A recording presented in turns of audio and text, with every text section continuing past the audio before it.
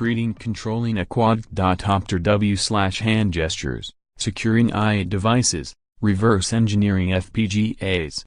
Controlling a quadcopter with hand gestures. Typical uses of augmented reality devices involve inserting and manipulating digital content in the physical world. I wanted to go one step further and use an augmented reality device to manipulate the physical object. A quadcopter seemed like a natural choice, given my interest in the FPV hobby. This project uses two devices, a Microsoft HoloLens, and a Crazyflie 2.0 Nano Quadcopter. The jumper wire. Is it time for open processors?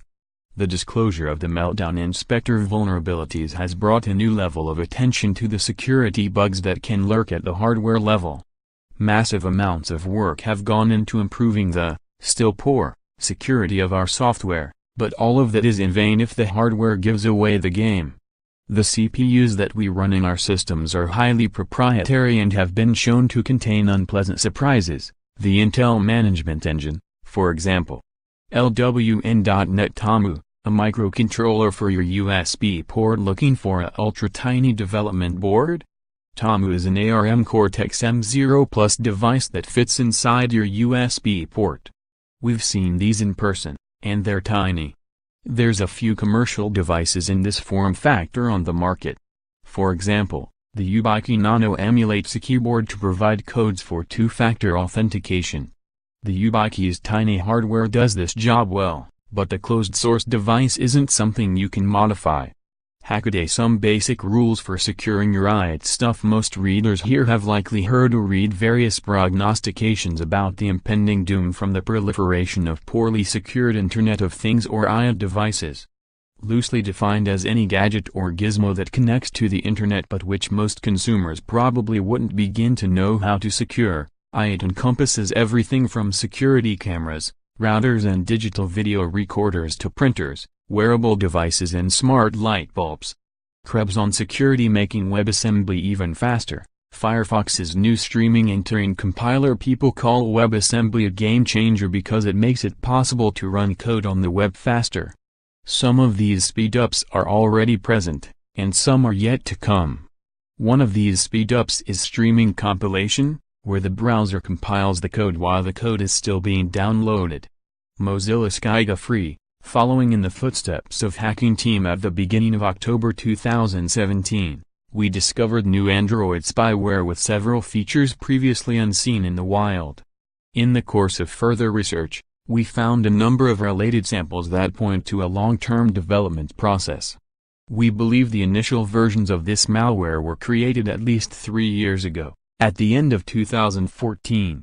Secureless programmable droplets. MIT researchers have developed hardware that uses electric fields to move droplets of chemical or biological solutions around a surface, mixing them in ways that could be used to test thousands of reactions in parallel. The researchers view their system as an alternative to the microfluidic devices now commonly used in biological research, in which biological solutions are pumped through microscopic channels connected by mechanical valves. MIT remote-controlled DNA nanorobots could lead to the first nanorobotic production factory by powering a self-assembling DNA nanorobotic arm with electric fields.